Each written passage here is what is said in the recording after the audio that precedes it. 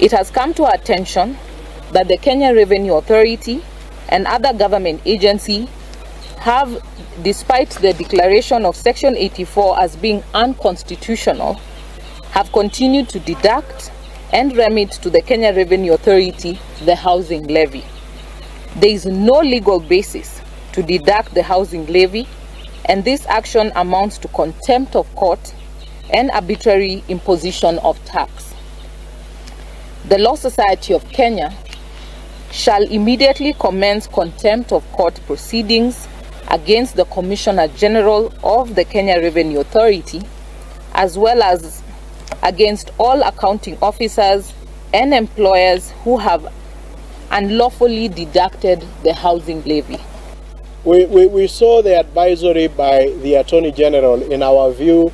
that advisory, although it captures the law, was unnecessary in the sense that everyone understood that once the court made a decision